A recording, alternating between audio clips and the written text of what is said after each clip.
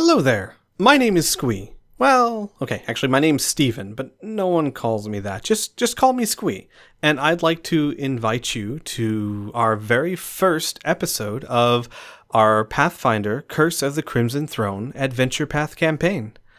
Now, if you're listening to this or watching it, then there's a very good chance that you know what Pathfinder is, and maybe even what an adventure path is. But just in case you don't, Pathfinder is a pen and paper game like Dungeons and Dragons, which is the most popular one. It's very close and very similar, and adventure paths are epic campaigns that are written for it. They're not just a small scenario or short adventure. These are pre-written campaigns that are to take a character all the way from level 1 till I think this one's 16 or 17, level 17, which is huge. So this campaign takes years of real time to complete. That's how in-depth and epic the story is. And we are going to hopefully play that out for you. I'm going to be the GM, and I'm going to be joined by 4 other players, who you don't know yet, but hopefully you will get to know as this goes along. Of course, there's Elora and Blue and Spiral, all very good friends of mine, and of course my very own older sister. I call her Sib for sibling, but you can just call her Cairo. We're all going to sit down and we are going to play this adventure path together. Now, it should be pointed out that none of us have actually played Pathfinder before. My sister and I actually cut our teeth on a system called Monsters and Slayers, which, if you've never heard of before, I'm not surprised. Our father wrote it and published it back in the 80s, and he's the one that introduced us to pen and paper games. And everyone else has played different systems, so none of us are new to this, except my sister hasn't actually played in like 20 years. But we are all new to Pathfinder, so please do be patient with us as we kind of get the system ingrained in us. Pathfinder is a wonderful system, but it is very rules heavy. There's a lot to keep track of, and it takes a little while to build up steam and really get going. This isn't my first outing as a GM, but this is my first time GMing an adventure path, or pretty much anything pre-canned or written for me. My other GMing experiences was Ardenfell, a homebrewed campaign for 13th Age, where everything I made up, the world, the people, the races, the stories, the problem, quote unquote. And I've done 3 Galaxies, which is a settings for the Rifts Palladium pen and paper game, which I adore. And I'm still doing that one, in fact, on our SciLP channel on YouTube. You can find all of that there. We have our small YouTube channel, and we do mostly pen and paper games, and you can find all kinds of games there. But I am trying something new for this campaign as well. Not only will we be uploading it on YouTube, but we are doing it as a podcast. So hello, welcome if you're coming to the podcast end of it. I've never tried this before, so this will be a new experience. So please bear with us if we forget to say our dice rolls from time to time. We will try to remember the best we can. But yeah, so you can listen to this either as a podcast and take it with you wherever you go, or if you'd like to see what we're seeing, you can go to our YouTube channel, which is www.youtube.com/PSYLP, and you can watch it there.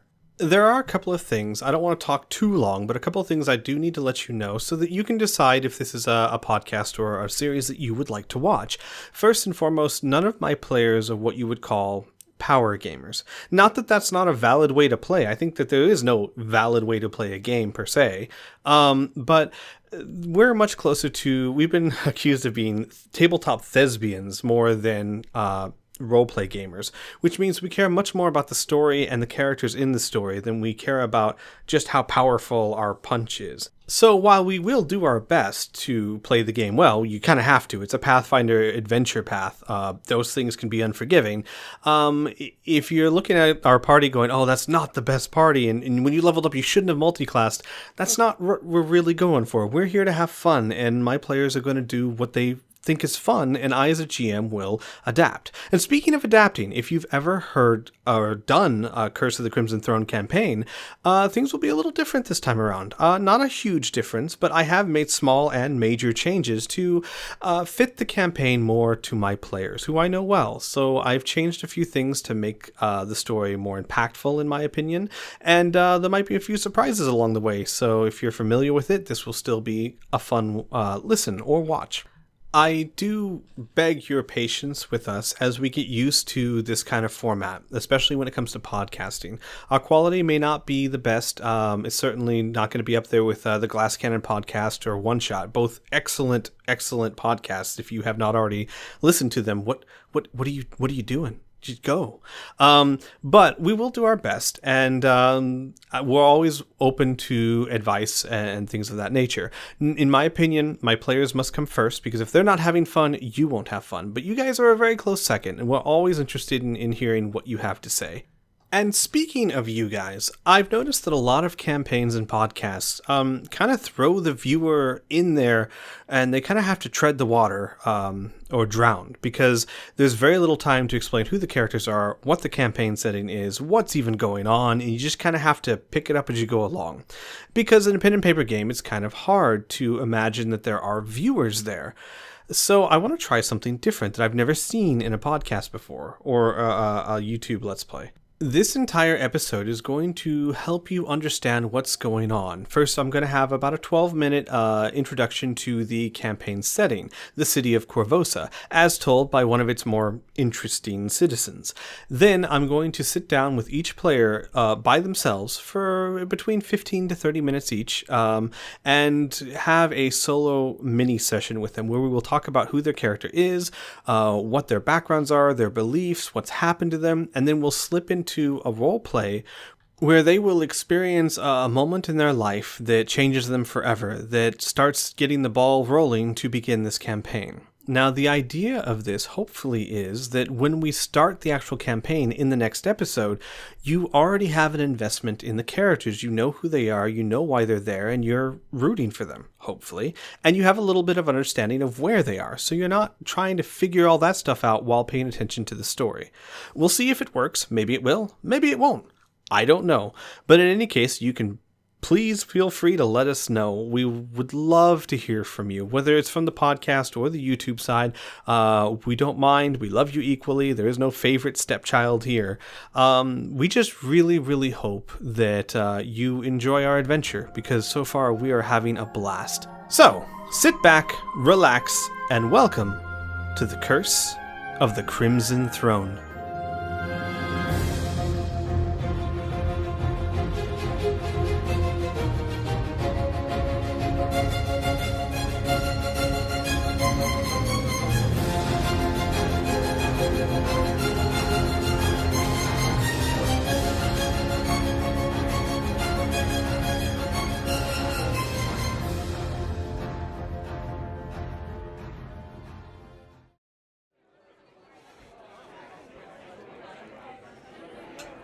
Yes, well, alright. Put the clockwork bug on the counter right there.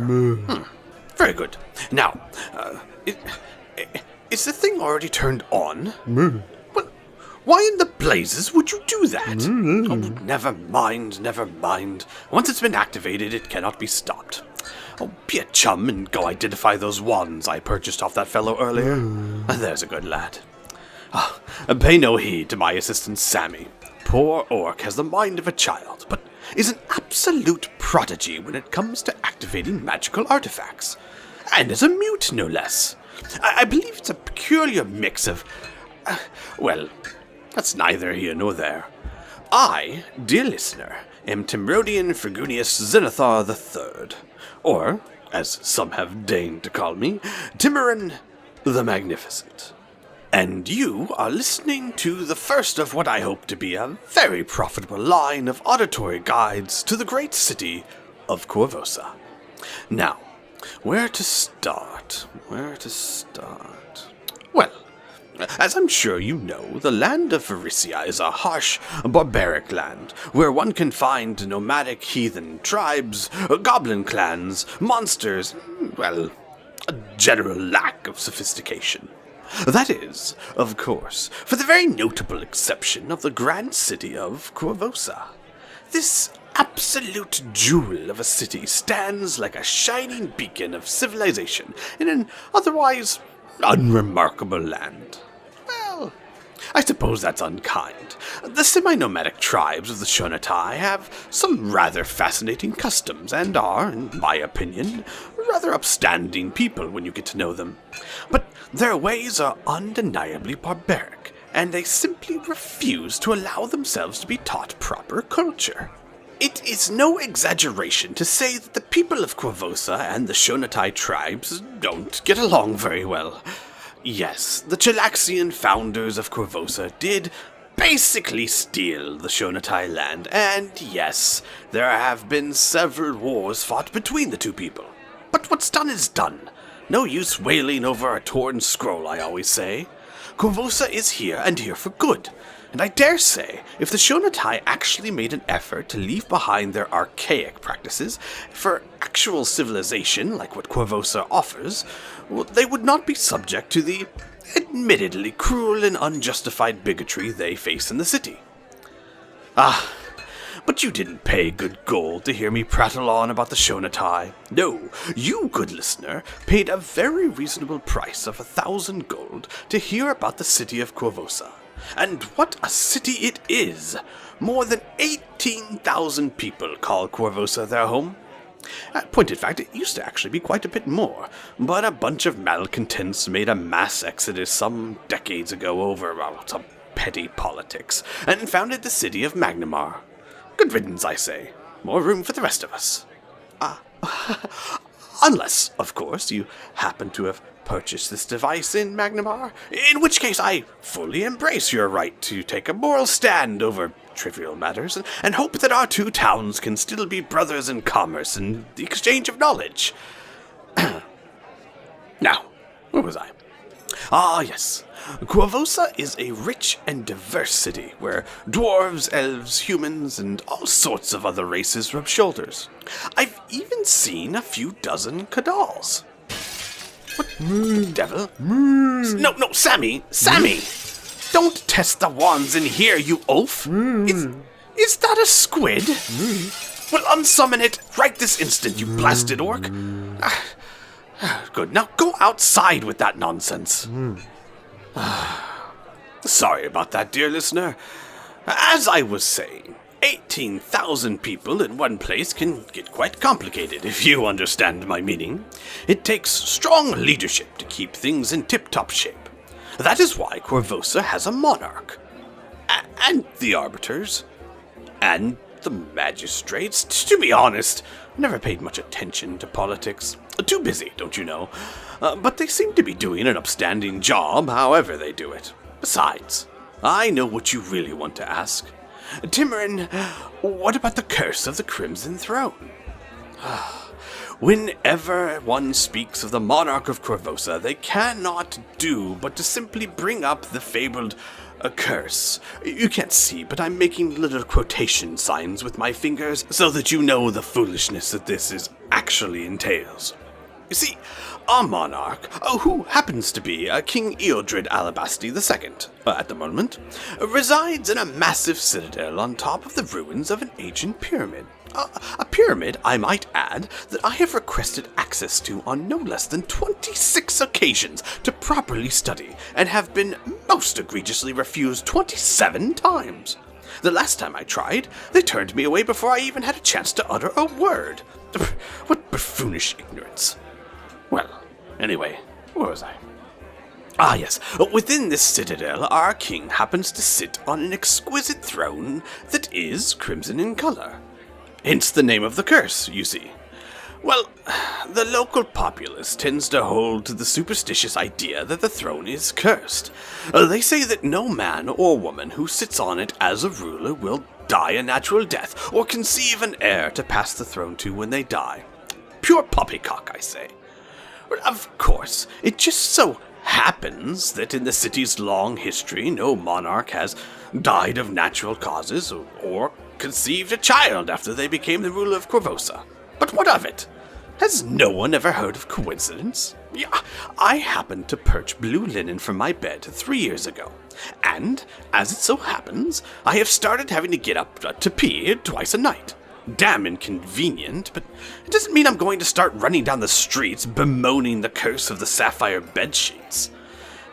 Though, on a small aside, we here at Timorin's Bazaar do have a very nice selection of self-cleaning enchanted bedsheets for a very reasonable price. just a little nugget of knowledge that you can tuck away for later. Now, where was I? The monarchy. But everyone who is anyone, and you, dear listener, are surely someone, knows that a government is only as effective as its army. And, lucky for us, Corvosa just happens to have 3. First, you have Sable Company, swooping around on their hippogriffs and obeying the orders of the city seneschal. They are very much the mounted knights, all chivalry and honor and whatnot, respectable if a bit old-fashioned. Then you have the Hell Knights, running around trying to uphold some misguided sense of inflexible justice. If you ask me, they're little more than hired thugs, quite so, considering they only protect the streets of Corvosa because the city pays them an exorbitant sum of gold. And finally, you have the Crimson Guard. These soldiers form the backbone of Corvosa and are the most likely guards to see walking down the street, keeping things nice and orderly. Interestingly, they do not actually answer to any one government. Instead, they are charged with protecting the people of the city above all else. Oh, to be sure, if the monarch or the arbiters ask them to do something, they will almost always oblige. They need funding, after all. But there have been several times in Corvosa's history where the Crimson Guard has refused the orders of the monarch in order to do what they felt was best for the people. And it is the people who truly make Corvosa great. We are a most industrious lot, and tend to respect large displays of ostentatious wealth and power. This has led some to believe that Corvosians are fickle and obsessed with money. But it is not the money itself that is the root of this mindset. Instead, it is the implied hard work it took to achieve such wealth. We tend to respect hard work and wealth, while shunning laziness and poverty. Corvosians also tend to love predictability. From the poor souls stuck in the ghettos of old Corvosa to the nobles in the heights, the citizens of this town like to lead regimented and predictable lives. Why, one of the surest ways of upsetting a Corvosan is to mess with her daily routine. This mindset is pervasive through our entire culture. One example, perhaps, is our rather strict views on crime and punishment.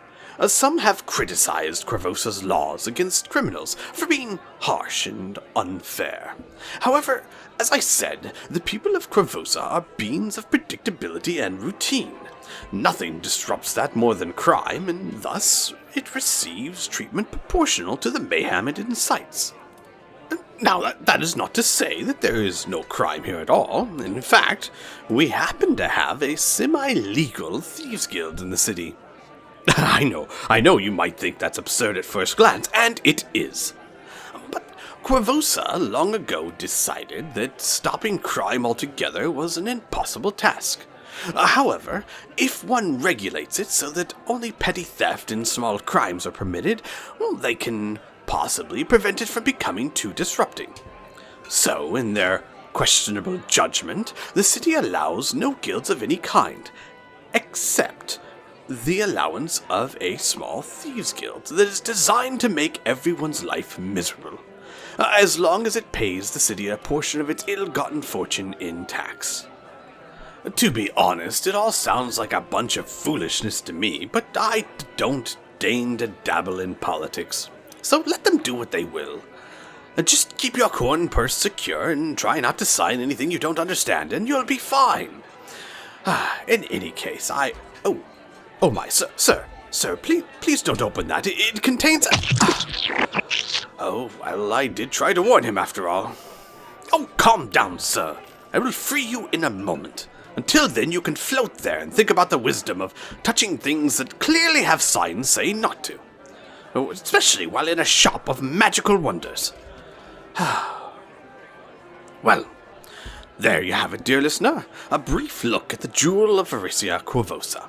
Oh, I could go on and on about the many sights to see here, and the famous delicacies that can be found, and our several prestigious places of learning. But honestly, some of the city must be left up to you to explore. And if you happen to find yourself in our grand city, make sure to find your way to Timeronian's majestic bazaar. Located in what was formerly the Jaeger Museum, my bazaar has everything treasure hunters, collectors, or traveling adventurers could ever need. Sammy, no, please, don't try to pull him down. Sammy!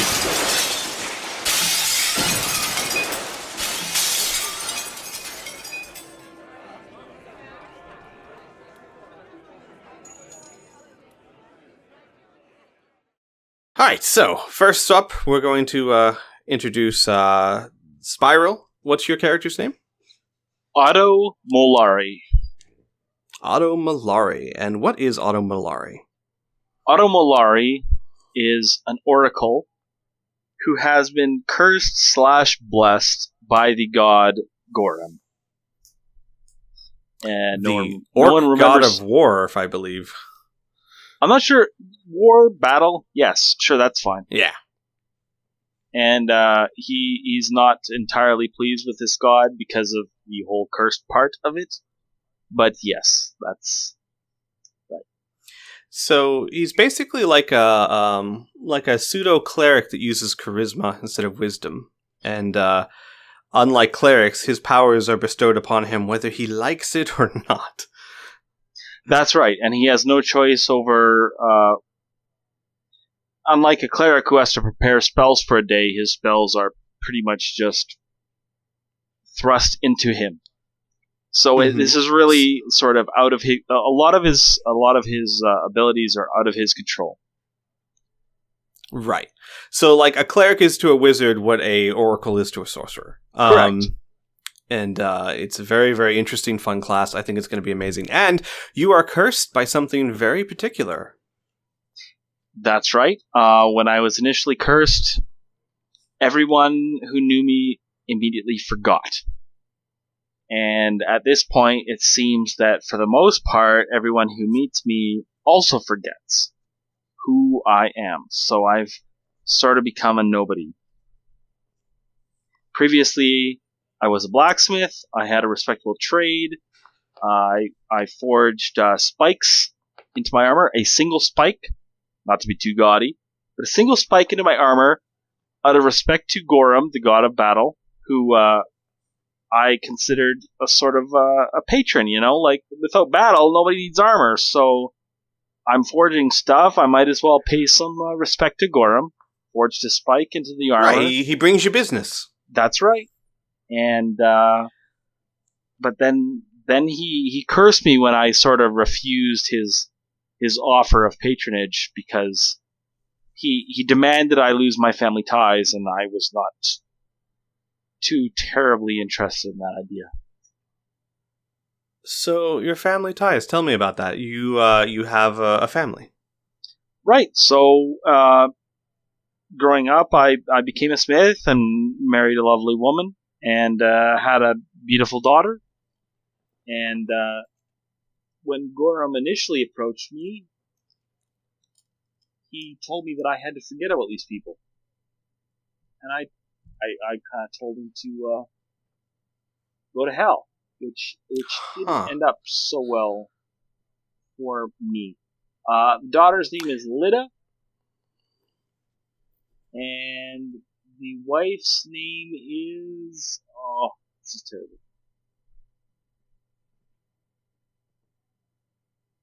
Go on. I'm sorry, one more time? I just said go on. I'm trying to figure out where how old is your daughter? 6. 6 years old. All right. And when you were cursed with this forgetfulness, or this curse of...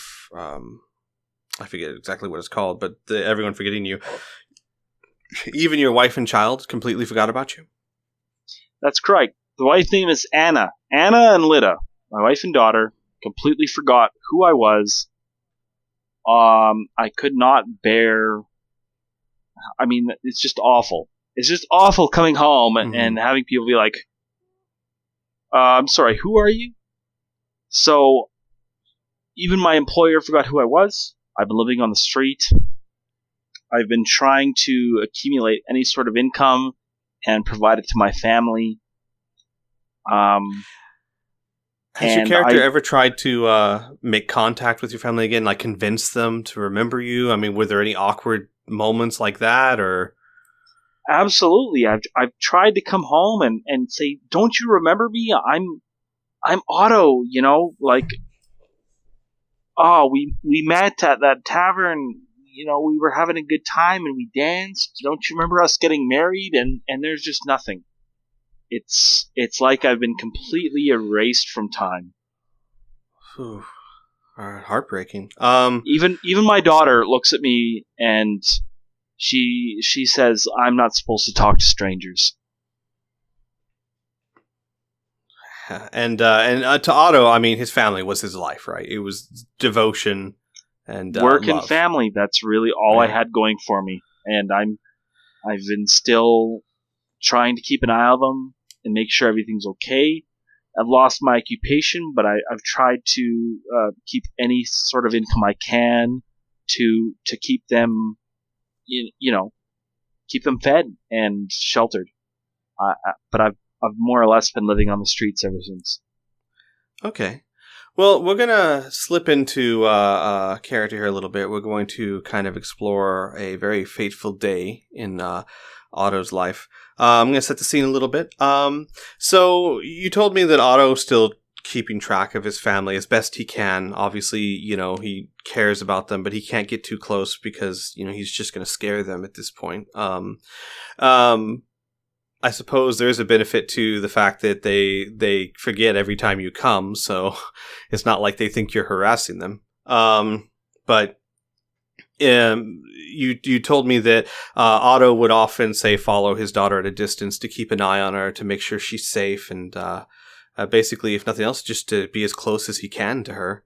Yeah, that's right. Anytime they left the house, I wasn't preoccupied. I'd be watching and just try and keep an eye, because just watching my daughter even from a distance made me happy.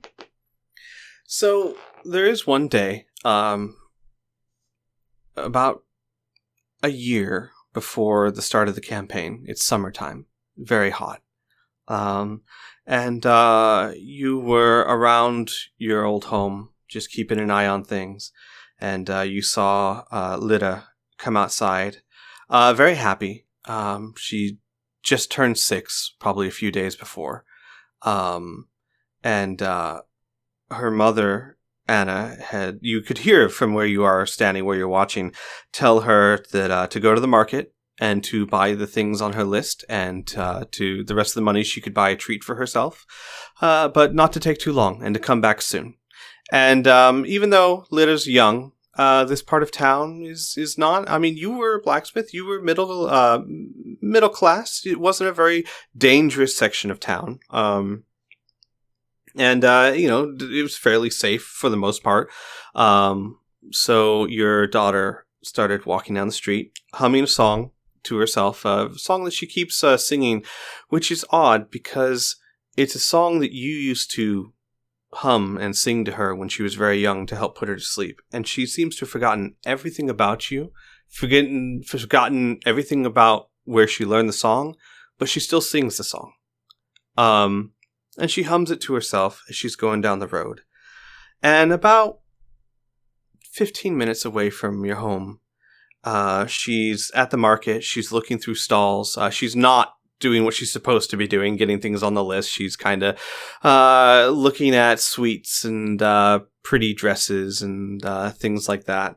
And how far away would you say you're from her? 20, 30 feet.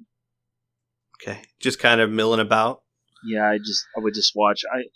Interacting would be too painful, so I just watch and see that she's enjoying shopping for pretty dresses. That's just fun. Well, you notice, you look away for a second. Something catches your eye and whatnot, and you turn back around, and you notice that walking beside your daughter is now a man, an older man. Thin of frame, not too tall, not too physically impressive. Wears a wide-brimmed hat with a white feather in it. Looks to be in his maybe 60s. And you can hear from where you are, "Hello, Poppet. Where's your mum?" Oh, Mom's back at home. Just getting lists for the groceries. Oh. Well, aren't you a sweet girl? Oh, well, I'm not really supposed to talk to strangers, sir. Oh, no, I'm no stranger, Poppet. I'm a friend of your mother's. And she was telling me that there was a surprise for you. A gift. A gift? Oh, yes, Poppet, a gift. Right this way. And he kind of like puts a hand on her back and starts guiding her down the road. What do you do? I'd begin to follow them and be extremely concerned because I kind of want to punch this guy in the face. This guy gives you a very bad vibe, very creepy, beady eyes. And your daughter seems hesitant, but whether the promise of a surprise or maybe just fear, she follows along and guided by his hand. And I would desperately want to reach out and tell her, not to trust this person, but I would know I'm just another stranger. It's his word against mine. Mm-hmm. And you see them take a turn down an alley where there's not many people. And I would assume you'd kind of, once they get out of view, you kind of hurry up to get back into view of them. Yeah. When you get back into view, the man has his hand clamped over your daughter's mouth, and she's trying to scream muffled. And he's like, "Shh, Poppet, that's not very ladylike." And he's dragging her down the alleyway. And I'd be just absolutely furious and in a rage to try and get towards her and stop this person. You start rushing towards him, and he looks up and sees you coming, and his eyes widen for a second, and then as you're almost to him, you see him nod his head, and the next thing you know, you feel a blinding pain in the back of your head, and as you fall to the ground trying to catch your senses, there is two very large men stand in front of you, one of them with a blackjack in his hand. Which is like a device, like a sap, a device used to knock people in the head. And the man holding your daughter goes, well, looks like we've got ourselves a genuine hero, just like that blackjack they talk about. Oh, was this yours then? He says, shaking the girl. Well, fear not, friend. I've just got a little task for her. And then he starts, she's like, at this time, she's kicking and trying to scream, but it's just muffled voices coming from the hand. And then the man looks at the two men, gives a nod, and then starts dragging her away. The fight is, here's a question for your character. We did a lot of blacksmithing. Did you do a lot of fighting? I mean, were you a soldier? Did you have a combat background of any kind? No, not at all. Never fought in my life. That day, those two men, one of the hardest things you've ever done in your life. Rage, desperation probably drove you on, and by the time the fight was over, you killed your first two men. But it took too much time. And you took a lot of damage. And by the time you were free of them and standing over their bodies, that man and your daughter were nowhere to be seen. I would have to assume that you spent hours hunting for them, but no trace. The only thing you know is the vision, the appearance, description of the man. Over the next couple of weeks, as you try and find your daughter, try and find out what happened, you start hearing rumors in the shady places you begin to visit of a man called Gadrian Lamb. Has a racket taking orphans and putting them to labor. And the description matches what you saw. And from what you hear, this man's not a nice man. tends to dispose of orphans when they get too defiant or too old or too injured. And for the next year, you try and track this man down. You hear rumors of him, but you can never find anything definitive. You can't find where he is, and most importantly, you can't find your daughter. Your wife is devastated. Obviously, her daughter just disappeared one day.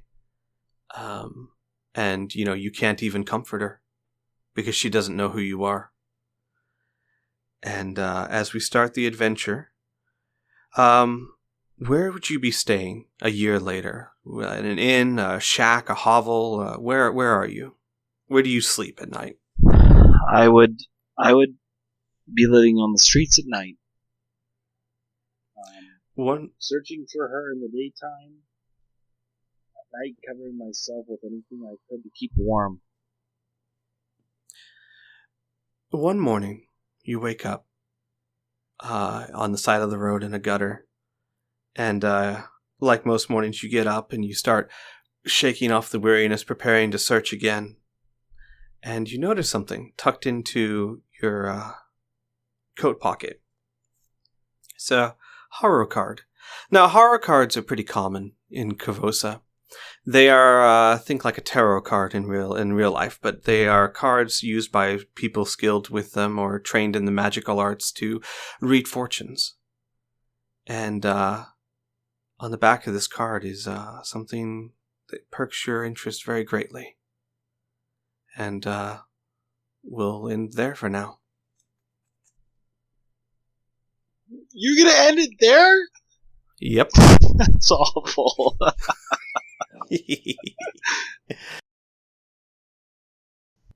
Okay, so now we are here with another player. I don't really know what order you're going to be in, so I don't want to say like second player. But it's actually my sister. Hi, yes. Welcome. Hi, sister. Hi. How are you? You just playing a game. So, tell us a little bit about your character, Arlen. My character, Arlen, she is an artificer. Mm-hmm. Which we should probably explain a little bit because many people might not know what an artificer is. It is a third-party class, which means that Paizo, the fine people who made Pathfinder, didn't necessarily make this class, but a third party made this class as an advanced class for Pathfinder. They are a cross between a mad scientist and a magician. Yes, exactly. Instead of casting spells, they create devices to do the same thing as magic. And at least the way that I would ideally like to play it is the fact of my character does not believe magic per se, but actually believes that there is a logical reason for everything, and everything that occurs within the world follows our basic understanding of physics, chemistry, biology, all of our different types of science. We just don't quite know it yet. So, like a good way to say it, I guess, if I understand correctly, is that to Arlen, your character, magic is just like gravity, and we're just waiting for a Newton to come by and explain it. Absolutely, okay. Absolutely. Magic is, we see the apple drop, and instead of like you point at the apple and magically it drops, no, that's not. It didn't happen because you pointed at it and said drop. There are other things going on. Okay, so it's not a denial. Like Arlen fully admits that person just cast a fireball, and that was really cool. But there's an explanation for it, type of thing. Absolutely, okay. They tapped into some kind of physical energy that caused this manifestation, and if you just write it off as magic, that's lazy. So what artificers do and what Arlen does is they approach magic from a very scientific standpoint, and their class makes gizmos, inventions, weird little devices that create the same effect as mini spells. It's really cool. It's really neat. It should be fun. Another interesting thing to note about your character, if you'd explain this a little bit for us, a bit of an atheist. Yes, to an extent. I think it's, I don't know if it's atheist or agnostic. I always forget the words, and My wife, who usually corrects me, is not here. Right. But my character's approach is that it's not so much that we're based on some kind of pantheon or different gods, but really the world is governed by energy. Physical energy that we can see and measure in a lab. And there are two types of energy. There's positive energy that is going to do good things and help people who are truly good. And then there's bad energy. And bad energy is going to try and trick you and make you do the wrong thing. And makes a funny twist on my character is that my character sees religion as almost narcissistic. And even though you think in a religious standpoint you are doing, praying to a god that is good, my character actually believes that only bad energy creates religion. Because only bad energy would need somebody to acknowledge them and pray to them and worship them. I see. So even deities who are typically seen as good deities, like for example, maybe the goddess Desna, you think that either it's a trick. To use a horrible example, if you want to lure a small child into a van, you're going to give them a puppy. Got it. Got it. So many players out there that are like playing clerics that are just like, oh, no, come on. It's not me. That's my character. I know. No, right. Well, that's an important thing to note for anyone who's not used to role playing is that there's a huge disconnect between players and characters. So this is an interesting thing. So tell us a little bit about Arlen. What's her race? What's her background? Does she have family? What's going on here? So, Arlen is a half-elf. Her mother was full elf. Her father was actually of the noble class from Corvosa. And he went out one night and had some wild times. And I came about. And at least the story that that Arlen is told is that her mother died when she was very young, and somehow I came to my father. I was abandoned on the doorstep, and my father was really ashamed of me and didn't want the rest of his peers to know that he had an half-elf child. And so he looked down on me, I think, treated me not the best, and actually I was raised a lot by my brother, William.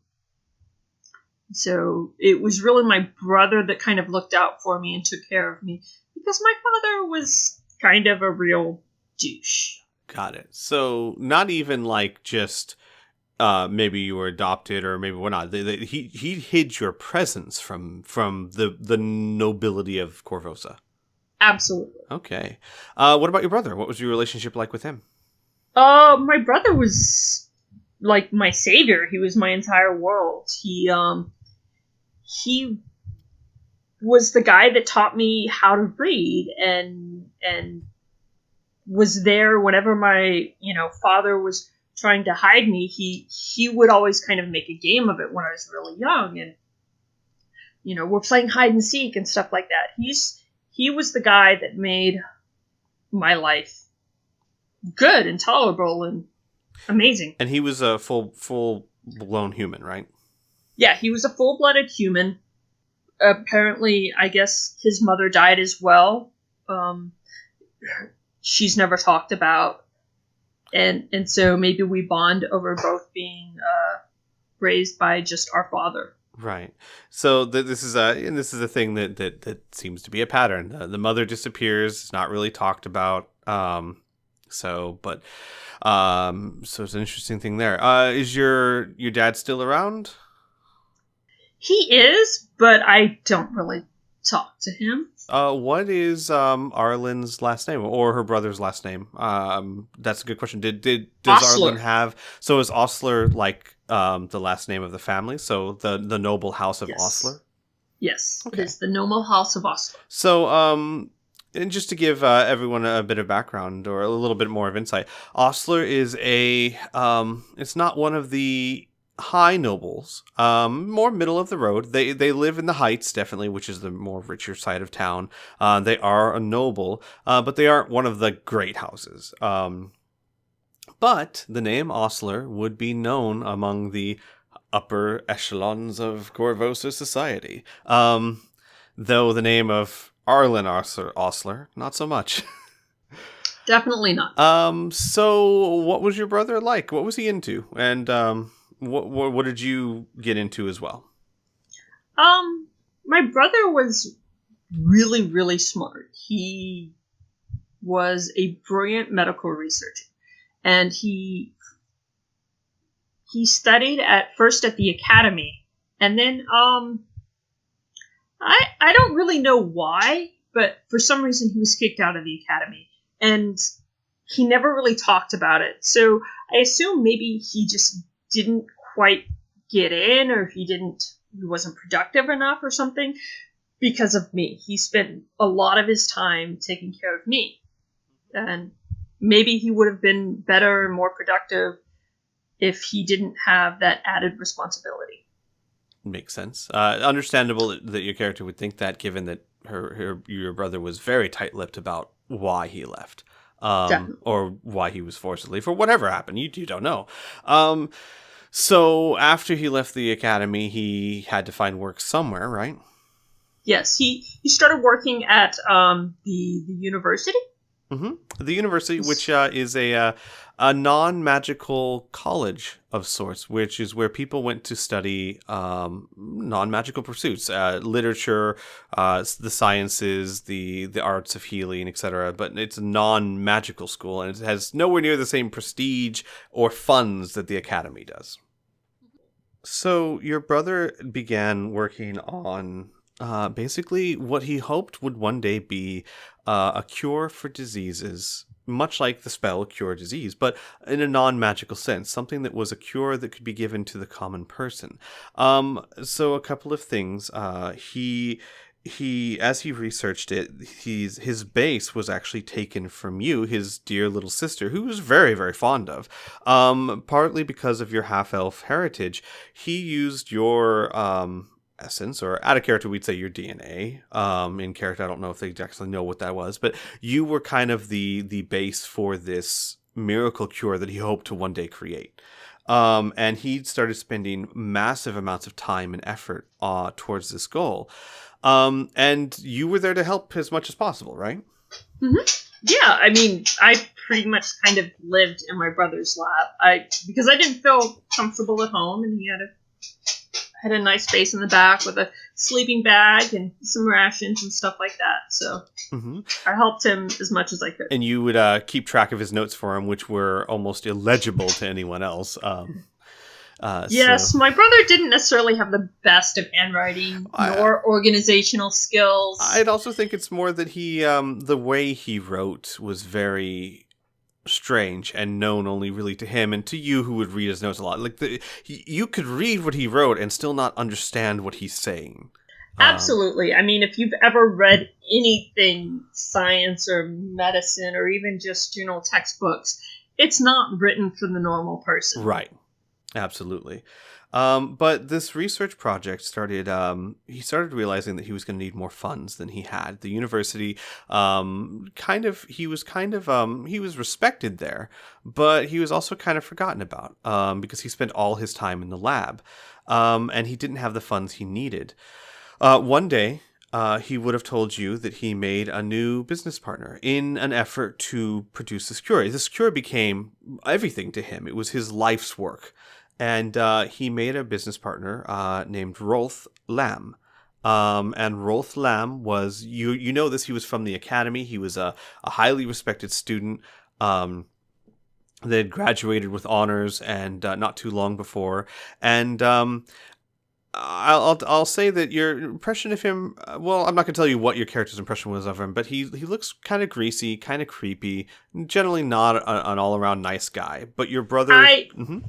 I did not trust him. He was kind of a little weird, a little creepy, gave me weird vibes. I did not trust him or anything that he did. But your brother was kind of the opinion it was necessary to do the work. And they worked together for about 6 months. And you discovered something rather interesting, didn't you? Taking care of your brother's notes. Yeah, I learned somehow the data that my brother was producing just wasn't adding up to the results. And it seemed like maybe Rolf was kind of manipulating things using his magic voodoo. Yes, his magic voodoo. He was manipulating results to get different types of results. And also you noticed that in your brother's notes, Rolf was starting to scrawl things in the margins. And you discovered you kind of pieced the evidence together, and you realize that Rolf was trying to use magic to turn this cure for diseases into a form of immortality. And when you discovered that this is what Lamb was trying to, that Rolf Lamb was trying to do, that he was trying to, in an essence, warp your brother's goals to create an immortality elixir, what did you do? I took the data and confronted my brother and told him, like, this guy that I never trusted, he's manipulating you. And you need to watch your back. You need to confront him and talk to him. It's not right. So, when you confronted your brother and pointed out the evidence, your brother may have been a little scatterbrained, but he always listened to you. And when you pointed it out, he put the pieces together himself. He was very upset, incredibly upset that someone would be trying to alter his work like that. He was not only just upset, he also felt very protective of me, and he was a little concerned. And he told me, like, I could not be at the lab, I couldn't be there. He kind of like cut me off and pushed me away, from everything that was going on. Right. For a few weeks, he tried to keep you from coming to the lab at all. Mm-hmm. So we're going to kind of slip into character a little bit here. We're going to say this is one night, a few weeks after you confronted your brother with this information. You're coming to the lab. Why are you coming to the lab? Because I care about my brother, and I know that he's one of those typical scientists who just, like, would forget about the basic things like eating, if somebody wasn't there. So I actually tried to sneak in to bring my brother some food, some dinner. Okay. You sneak in, and as you get close to the lab, which is towards the top floor of what they call, Black Hall, you start to hear raised voices. Your brother, and a voice that you've not heard before. It sounds older. And you hear your brother saying, "Your son was manipulating my results." And then you hear, "It doesn't matter what my son was doing. What matters is I was funding your research. You owe me. If I change things, then you deal with it." And as you come up to the door, you see your brother confronting an older man, probably in his 60s. He's wearing a wide-brimmed hat with a white feather in it. He looks... he's very well kept, and yet still looks disgusting. Maybe it's the way he carries himself. Maybe it's the sour expression on his face. Maybe it's the spittle that flicks from his mouth. But something about him is just very off-putting. You recognize the family resemblance between him and Rolf. And as he says this to your brother, as you come in and you kind of see this in the doorway, they haven't noticed you yet. Your brother says, "No, I am out. I am done. I am not going to do whatever it is you were trying to turn this into." And when he says that, the older man says, "Oh, no. We can't have people not keeping their end of the bargain. For example, I like to do what I say, and I am telling you, you are going to continue this research, or I am going to take over it myself." And your brother says, "No, I am not going to." And before he finishes, this older man takes out a rapier from the side of his belt, and in the blink of an eye, stabs your brother through the center of his chest.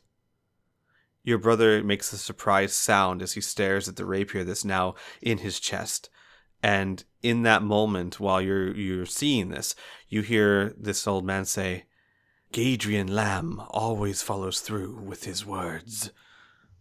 What do you do? I rush in, like, try to distract him. What's going on? Oh my god, is my brother okay? Your brother slides off the rapier as Gadrian puts a foot to him and pushes him off. And he hears you come in and turns around and goes, "Oh, hello, Poppet. I didn't see you there. What lovely eyes you have." And the first thing I do is, like, I'm looking for a weapon. I'm looking for something that I can use to use as a weapon to get in between this person and my brother. But I have nothing that I can use, nothing that I know of. And so I just rush at him, and maybe he wasn't expecting this person. Very quickly, faster than you could believe possible for a man of his age, sidesteps, and you go crashing into a table, but you do succeed in separating him from your brother, who is convulsing on the ground. And as he sidesteps, he goes, "No, no, no, no, that's not very ladylike. You must be the younger sister, the note-keeper. Tell me, little one, where are your brother's notes?" At that point, I get really scared. I mean, he knows who I am. He knows me. He knows my brother. Who is this guy? And I kind of, like, back away and try to run away from him. As you back away, you feel a hand on your calf, and you look down and you see your brother staring at you, and he looks desperately and he says, "Run." And that's the last word your brother ever says as the life leaves him.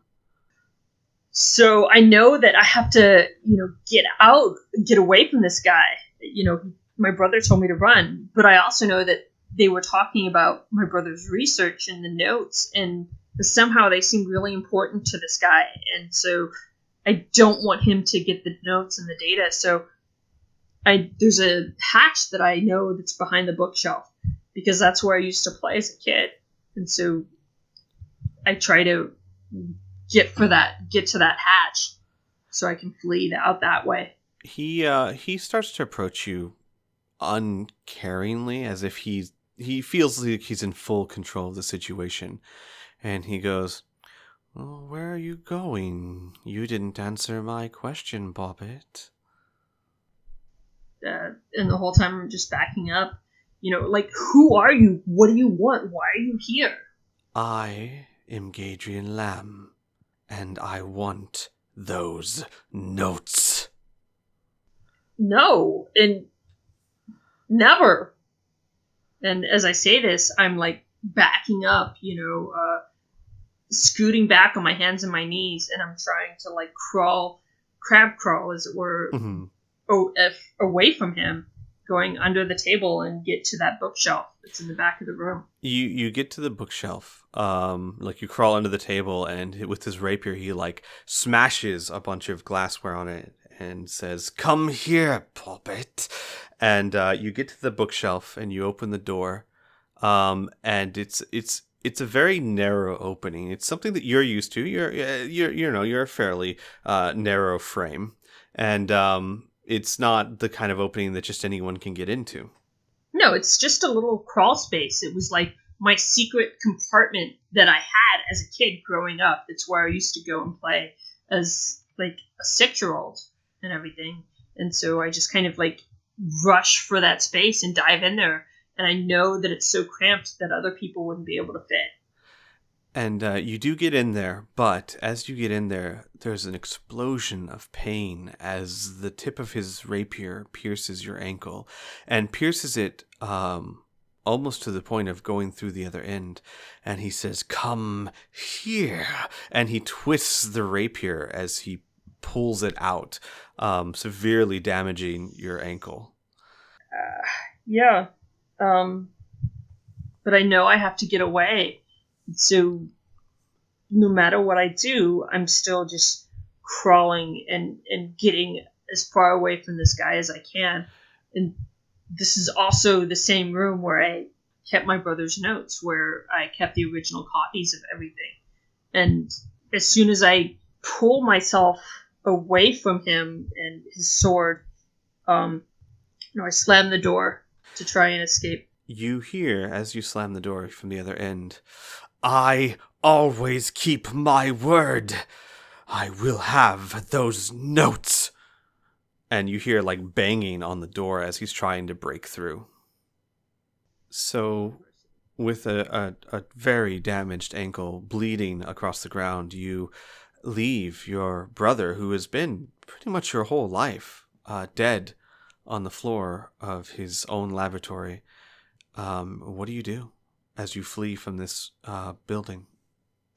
I grabbed his notes, especially the most recent ones, the ones that I thought were the most important, grab his books and just flee from the city. I have nowhere else to go. Nobody else in the city, so I escape and I go into the forest, the wooded area, as far away from the city and as far away from this guy as I could possibly get. So you leave Corvosa and you spend 5 years out there doing things, making connections, and fleeing from the dangers, the violence, the corruption that I see in the city. But as the campaign starts, we see Arlen, for whatever reason, coming back to the city, a bit older, a bit wiser, perhaps, maybe, but certainly back to the city with a purpose. Is it safe to say that you're probably spending the first few nights that you're here in the city, back in your brother's laboratory? Yeah, that, like I said, that secret space, nobody knew about it, and that was the only place that I felt safe, I could hide there. So you've learned that in the past 5 years, your brother's laboratory has all but been forgotten and left the way it is. And just the first few nights you're back in town, for whatever reasons, whatever motivations that are your own, you wake up one morning, and in your clothing, in your crawl space, there is a very interesting horror card with a note on the back of it. All right. Next, we've got Elor. Hello, Elor. Hello, hello, hello. Shut up. this is my You're in fault. one of my other campaigns, so this is not your first rodeo. No, it is not. Tell me a little bit about your character. Who are you? Alright, so my character is a half-elf named Amelia Holden. Her mother is a human, very poor, very, very poor, who had a one-night stand that ended in a slightly disastrous way. Or at least not in the way she was expecting, and she ended up with twins, which are Amelia and Annika. Well, it's actually quite common in Corvosa for women, young human women, seeking adventure and a little romance, find their way over to the local elven tribe, and that's actually how many of the half-elves in Corvosa are sired. Yeah, well, when you're going out there, you don't think you're going to be one of those girls. You're thinking... No, of course not. Yeah. I'm going to be the special one. So she had a girl? She had two girls, Amelia and Annika, who are twins. They are essentially mirrored twins, both with heterochromia and the opposite eyes. I see. So they're different colors. What colors are their eyes? Their eyes are gray and hazel on the opposite sides. So if they're facing each other, it looks like they're essentially mirrors of each other. I see, I see. And so they're not mixed colors. It's like one eye is like a perfect hazel and one's like a perfect gray. Yes. Neat. All right. So what class is your character? She is a sorceress. Ooh. The inert or the innate magic users. Yes. They find power from within. Very, very interesting, very fun characters to play. So tell me a little bit about your history. How's your family life? How was your growing up? Oh boy. So family life was interesting, and by interesting I mean hella stressful. Her mother was very young when she had them, like barely 18. And as an unwed young woman who now had 2 children to take care of, the unwed bit was very unlikely to change. And so she essentially had to work constantly to try and keep them fed, keep a roof over their heads. She had to take out loans from very unpleasant people. And as Amelia and Annika grew up, they were pretty much left to their own devices because their mother was constantly off having to work. And so they really essentially had each other, and that was about it. They were kind of... Well, Annika got along well enough with all of the other kids. She actually got along very well with them. But Amelia was very much not the social butterfly that her sister was. She was very anxious. She had very little in way of communication skills with people other than her sister, and even with her mother, she struggled very much to express herself. And so she kind of just dragged along on the coats of her sister through most of their life. It was... And what were her feelings about her sister? Oh my god, she loved her. She loved her sister with every ounce of her being. She was essentially a saint in her eyes. There could be no wrong that she could do. And it pretty much in her eyes, she was the purest ray of sunshine. I see. So they spent a lot of time together, I take it. Yes, they were pretty much inseparable until about their teen years. That's when they started to actually have to help with finances. They had to go out and get jobs, either as like housekeepers or like just like helping out with like odd jobs or running errands for people. And it was no real difficult task for them to find jobs. They're both very beautiful, and Annika was incredibly persuasive. She was someone who you felt like you could trust. And so she could usually help Amelia get a job along with her. You know, it's 2 for the price of 1, that kind of thing. And so that was essentially how most of Amelia's jobs came about, was through her sister. And that helped a lot with finances, because for a very long time their mother was very... It was very difficult for her to be, you know, the loving, generous, wonderful mother that, you know, you're supposed to have, or at least most people imagine people as being. It was... The financial strain was very stressful for her, and she tended to kind of hold it against them, but not actively, you know, punish them for it. Right. So all that changed, though, right? Your sister Well, there's a big change. Yes. Things changed rather drastically as they grew up. Annika and Amelia both became more and more independent of her, and eventually, Annika was proposed to. Correct. By a gentleman by the name of Roth Lamb. This is correct.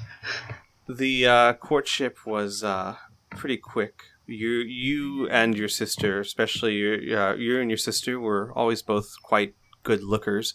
Your sister, always probably the prettier one in the sense she would actively try to look pretty, whereas poor Amelia, socially awkward Amelia. She'd rather just hide herself in a corner, thank you. Yeah. She caught the eye of an up-and-coming magician at the academy, Rolf Lamb. He was making a name for himself, and they very quickly courted and got married. And Rolf's impression of you, and more importantly his father's, Rolf's impression of you was you were kind of a nuisance. He made it pretty clear that you were expected to stay out of the way. His father, on the other hand, a man named Gadrian Lamb, probably didn't strike you as the nicest guy. He has this vibe about him that's just creepy. He saw at some point that you had sorcerer abilities, and he looked at you with interest. And sweet talked you with being part of the family now, and now that your sister is his daughter, and family helps each other out, and maybe you'll run some errands for him, help him with his business. Not too clear on what his business was, but it was simple stuff at first that I believe your sister actually helped convince you to do. Mostly just like running packages here and there, important things that would quote unquote help the family business and such. And it was also a way for her to have a somewhat steady side job without having to go out and actively seek it, which was something that she hated. Yeah. So, about how many years before the campaign starts are we? This would probably be 2 or 3 years before it. Okay. 2 or 3 years. Rolf and your sister have been married for maybe 6 months. Hasn't been a very long marriage. But your sister, who seemed to be all for it, starts to show signs of telling you she's not happy, that maybe she made a mistake. I'm going to slip into character here. It's going to be, I'm going to set the scene for you real quick. Where do your sister and Rolf usually stay? Is there like a house that they live in? And Rolf is not incredibly wealthy, but he is a respected mage, so... They have a house in, like, not the best part of town, but it's definitely much better than the area that Annika and Amelia grew up in. It's kind of, like a reasonable 2-story house that they have. It's not like a big mansion or anything, but it's nice and it's sturdy, and it actually keeps the wind out. Well, you arrive at that house to visit your sister, something that you have been able to do less and less, which is greatly distressing to you. I imagine there's some feelings of losing your twin. And on this evening, things don't feel quite right. Your innate abilities, your sensitivities tell you something's wrong. The lights are out in the house, and they shouldn't be. You go inside, and you go into the common room, and it's really dark in there. And you probably call out for your sister, and you hear a noise. You hear a...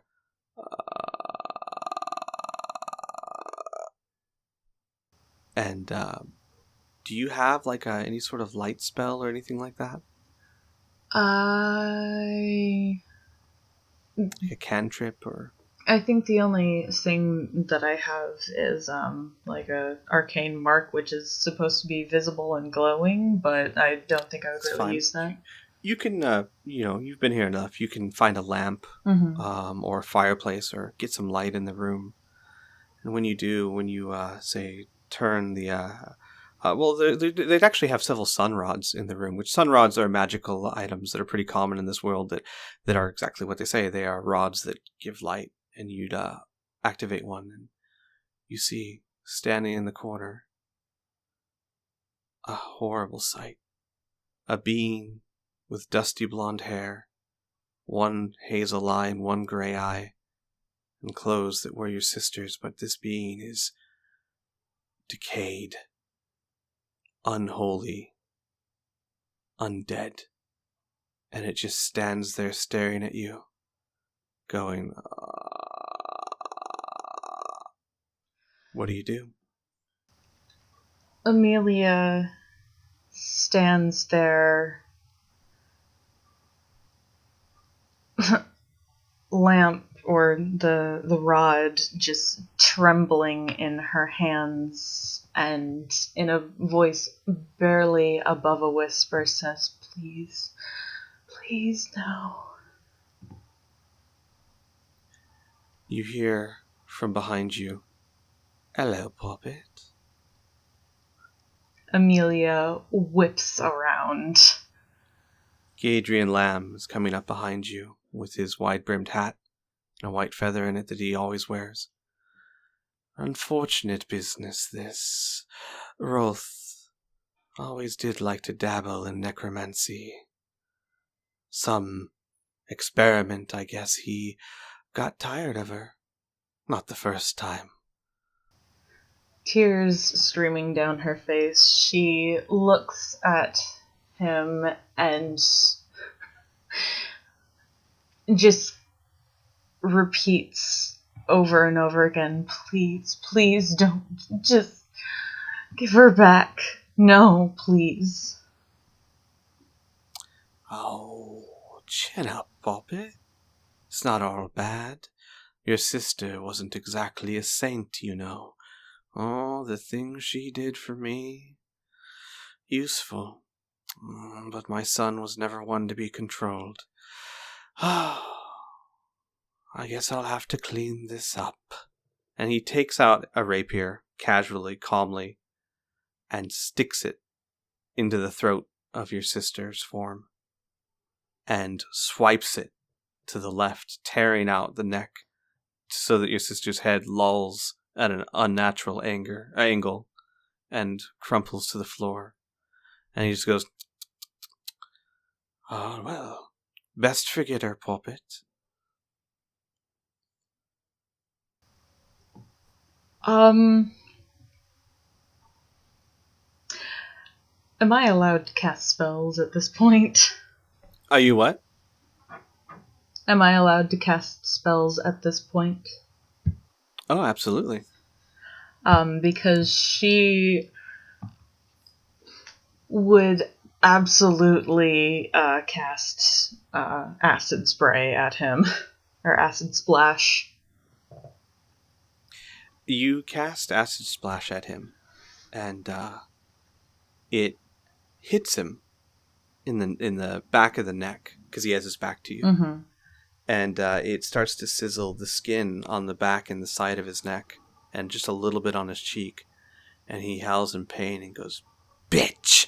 And he, quicker than you've ever seen him move, especially for a man his age, crosses over to you and just backhands you painfully to where you fall to the floor stunned. and he says, "I tried to give you some advice, Poppet. I tried to be kind to you, Poppet. But if this is how you repay me, you can burn that bitch of a sister." And with that, he takes a lamp that he's been holding in his offhand and throws it on a drape that starts to catch fire. And he takes his rapier and jams it into your leg and into the ground, and just leaves it there and walks out without another word. What do you do?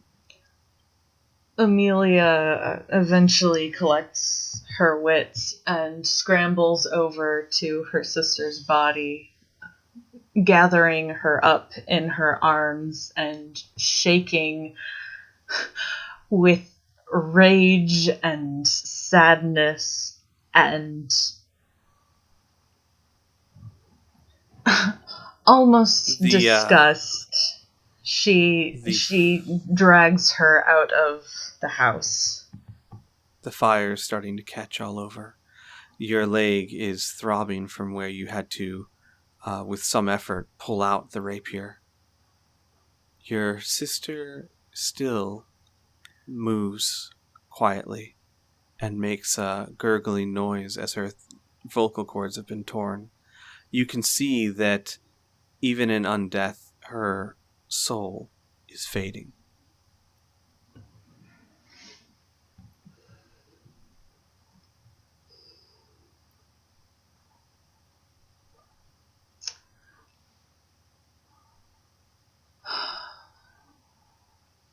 She, with every ounce of strength in her being, tries to drag her from the house as it burns around them. You manage, through rage and desperation and tears, to get her outside to where you're on the front lawn of the house as the fire starts to consume it. Well, you're the back, actually. You'd be towards the back of the house. You can hear people on the other side starting to be alerted by the fire. You can tell that your sister maybe has seconds left, and there's nothing you can do.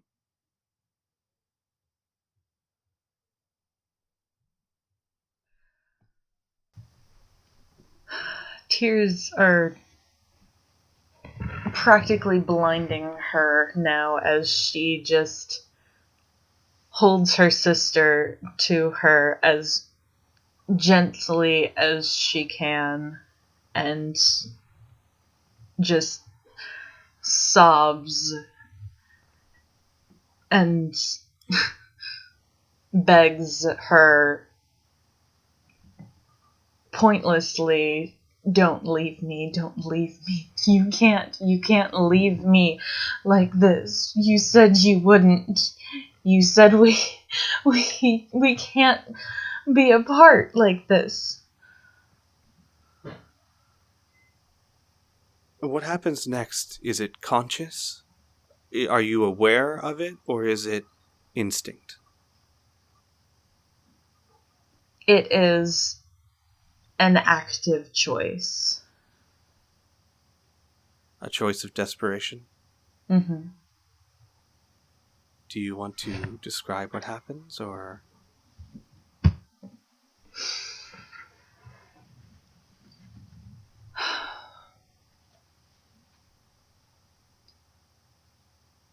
Reaching for something deep within herself and also within her sister, Amelia,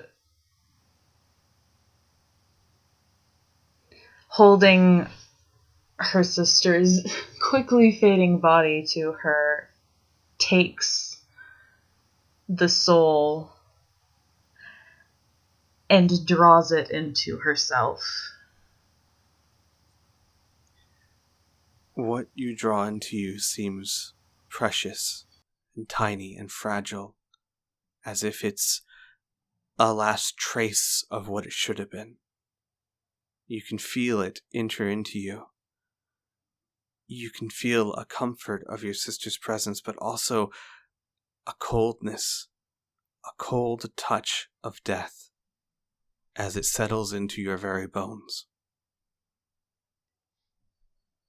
And from that night on, you are forever changed. So, for the next year, you find very quickly that the Lamb family has cut all ties with yours. All publicly, privately. They act as if they've never met you before, know nothing about you. You lose track of Rolth. You lose track of Gadrian. And I assume you hunt for them. Relentlessly. Every moment that she is not spending scrounging money together through odd jobs where she can find them, she is doing everything in her power to hunt them down, which does very little to ease her mother's grieving. Where do you stay? Do you stay with your mom? Yes, they stay in a very small... It's barely even a house, essentially. It's... So in Old Corvosa, the poorer side of town? Essentially, yes. You find as the year progresses that this cold touch of death, as you begin to grow used to it, it begins to slowly grow. You find that patches of your skin start to discolor, slowly but surely.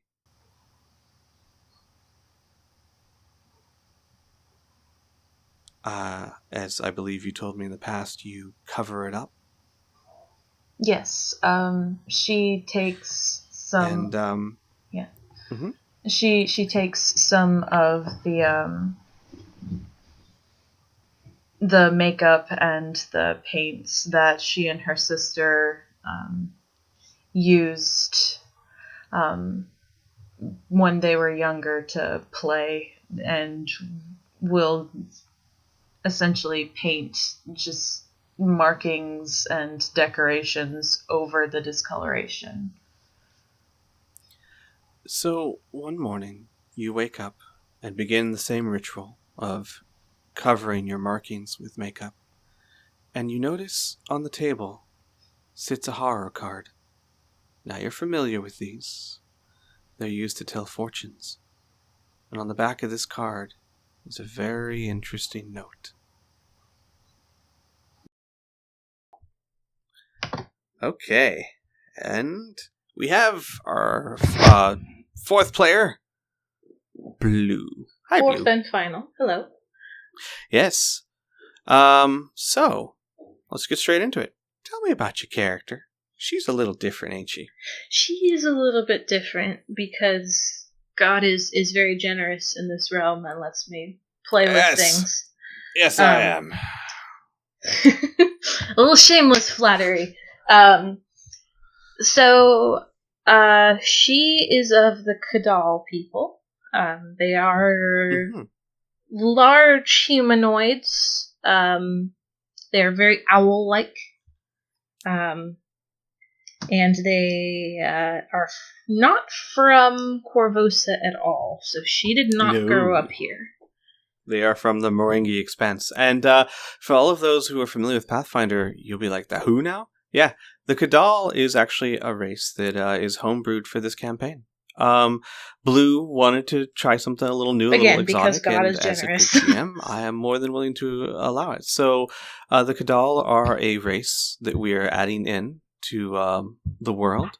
They are common enough that no one's surprised to see them, but they're still a very, very huge minority.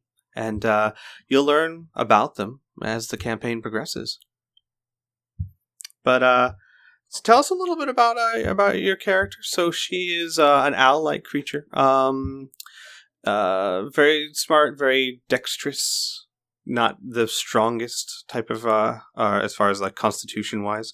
What class are you? I am a cleric. Just kind of your classic healer. They are actually fairly religious folk, and they place a lot of faith into the gods that they choose to follow. It's true. And their names, because they're from, the Morongi Expanse, they know the deities by different names, and they have their own saints. And so while they still worship the same pantheon everyone else does, usually they do it by different names, which is an interesting thing. And you're not quite a just normal cleric. You do have some changes, which would be interesting to explore. Tell me about, so your character's name is, Mwiri? Yes. Tell me about Mwiri. So the people that she come from, again, they are largely loners, but they do form pairs and mate for life. So she knew her parents, had a good relationship with them, but just kind of eventually parted ways, as they kind of do. She lived on her own for quite a long time, and followed the path of a saint of nature, and though her deity, the one she personally chooses to follow, is different, began to kind of adopt some of his teachings as a very merciful person, as a very gentle person. Kind of adopted that as her modus operandi. She eventually, just kind of in her just moving around in the world, meets another Kadal named Curvin. And they eventually form a pair, and they eventually have 2 kids. The youngest is their daughter, Liel, and the son is Malo. He's a little bit older. He's probably the equivalent of, like, at the point where Liel is born, he's probably the equivalent of about 8 years old in human years. Mm-hmm. And the lifespans are slightly longer than humans. What about from adolescence to adult? Is it about the same? Is it a little bit longer than 18 years, or? They consider adulthood to be like 25 and above. Okay. So, still very young. So, your family, very tight-knit. Your husband, Curvin, kindred spirit, kind, considerate? Yes. Yes, and also with a protective streak about 6 miles wide. Loves his family fiercely. Again, extremely protective. Is a little bit more battle-oriented than Mwiri is. More willing to step in the thick of things. Yes. Less magically inclined. So you guys travel from the Morongi Expanse. Not for our own volition, but yes. And you start learning the wide world around you, where you're not the first. Obviously, others of your kind have gone before you, but you encounter quite a bit of bigotry and racism from many of the places you travel, don't you? Yes. Well, they are bipeds, and they are sort of vaguely humanoid shaped. They're very much not human, and they don't. A lot of their rituals, their habits, even their mannerisms, are very much alien to the world around them. They're not a wide enough spread that this would be well known. Mm-hmm. And something horrible happened, didn't it? Yeah. they settled in a couple. They attempted to settle in a couple of different towns, and met varying degrees of resistance to this. And each town, they went farther and farther from their original home, eventually just traveling essentially great lengths to escape just kind of the bigotry that follows them. And in one of the towns, things go from unfriendly to violent. And in this fight, Curvin is injured and essentially crippled. He tears the ligaments in one of his legs. And unfortunately, the youngest, their daughter Liel, is pretty brutally murdered by the guards of the city who want them gone. It's essentially a hate crime. So with son and injured husband in tow, they don't have time to collect the body of their daughter. They have no time to mourn. They have to get out before they too are killed. And you eventually do make your way to Corvosa, where you find, relatively speaking, some acceptance. The people of Corvosa, being mostly Chiliacs in origin, do have bigotry and hatred, but it seems to be more directed towards the natives of that region, the nomadic barbarians. And because of this directed bigotry towards others, they seem to be a little bit more accepting of you. Still not perfectly, of course. I'm sure that your character suffers jeers and bigoted remarks and things like that. But compared to what you've been through, it must have been a relief. Yeah, and she by no means enjoys the fact that others suffer the fate that she too has experienced, but I mean, this kind of hatred took her daughter from her, and she's not about to. She doesn't see it as a gift, but it's a reprieve that she's not taking for granted. Mm-hmm.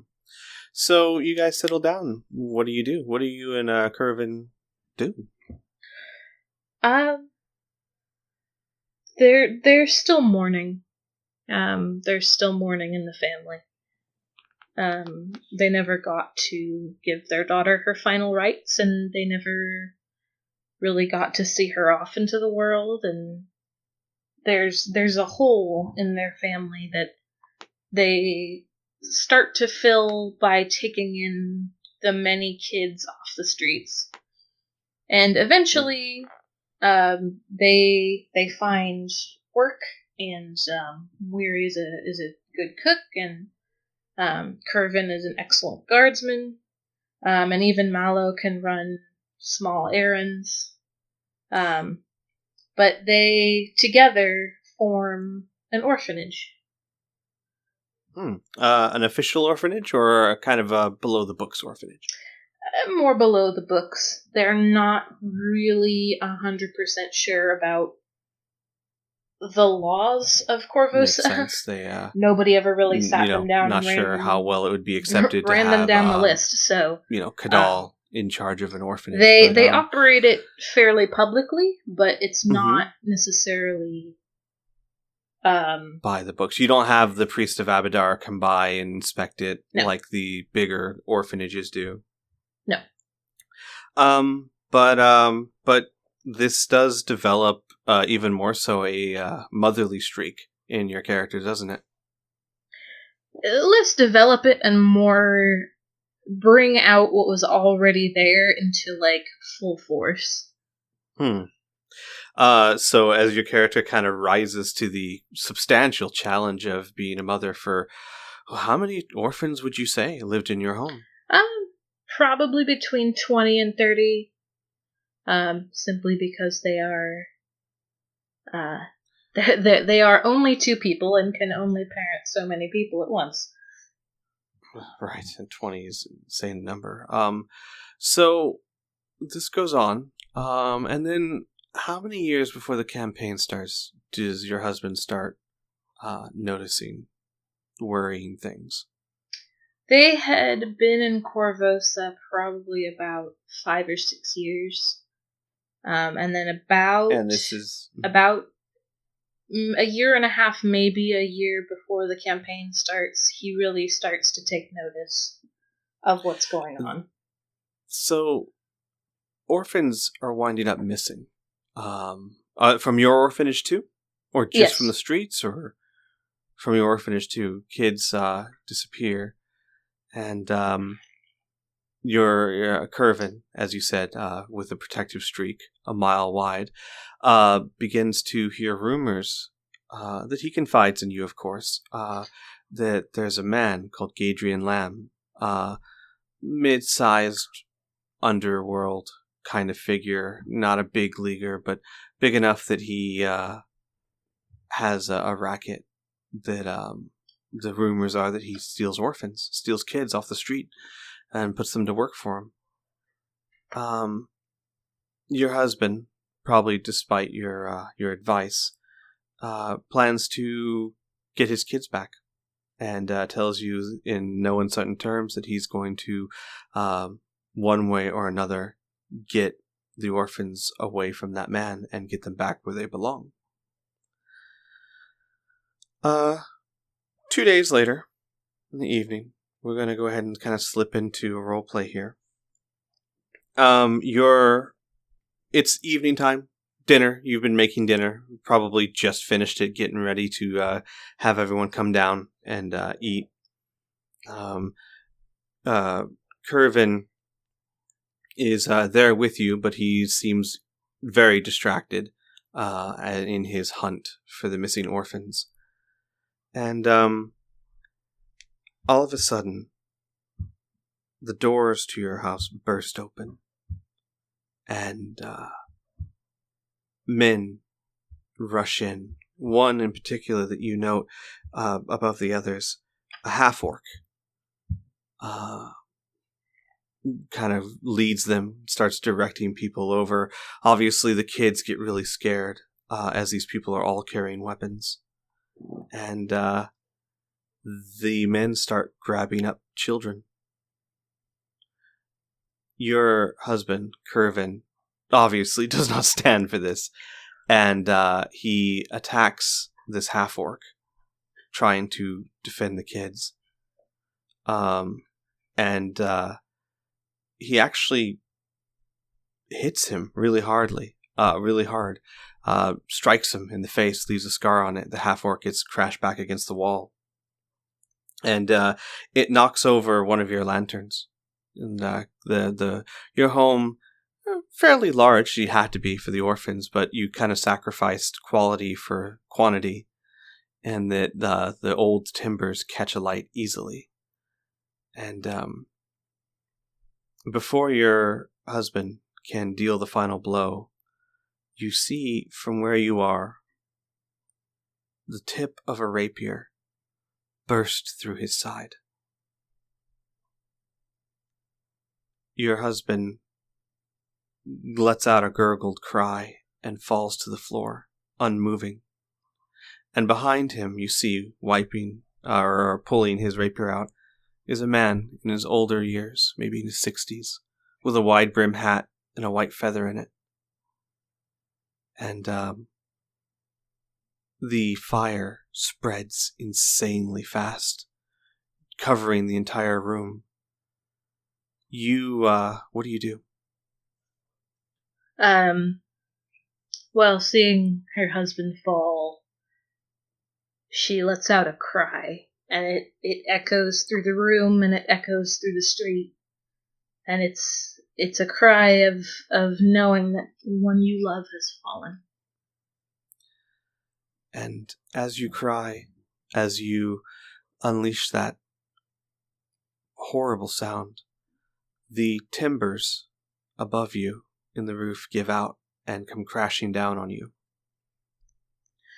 You choke on the dust and heat, but you are relatively unharmed. rather miraculously, or perhaps by favor from your god or goddess. The fire has now spread through most of the building, and the children have either all fled, including your son, or have been toted away. You hear the man in the wide brim hat say, "Giggles, get out of here before you die in the flames." And the half-orc, kind of ashamed, gets up and walks out. And he's looking around, and then he sees you struggling. He looks, kind of goes over to you, wiping casually blood off his rapier, and goes, "Hello, Poppet. I didn't know you were still alive. Tough old bird. Seems like I'm always cleaning up problems these days." And then he kind of squats down in front of you. "Sorry about the mess, but your husband was poking into things that he shouldn't have. And, well, I can't have that."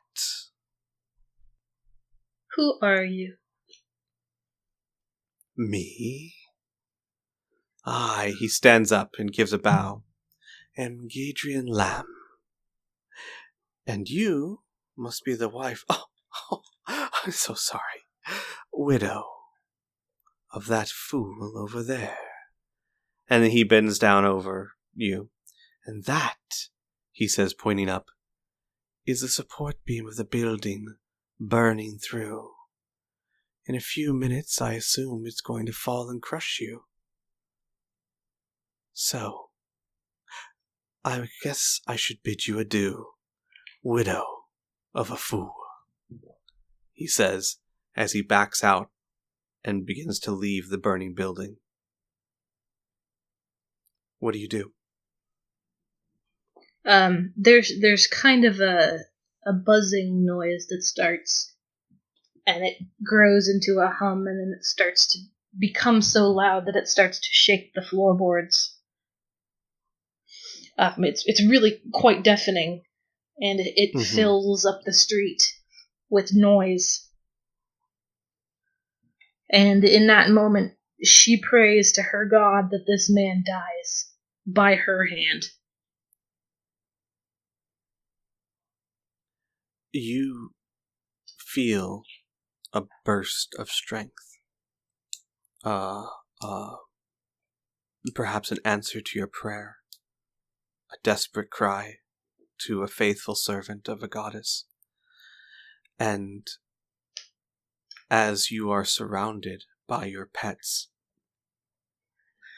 drawing strength from your connection to them, you are able to push yourself out of the burning timber seconds before the beam crashes down. You drag yourself out of your home, coughing, trying to get the smoke out of your lungs. There's a crowd in the streets as people gather, but in that crowd, nowhere can you find the half-orc named Giggles, or the man named Gadrian Lamb. What happens over the next year or so?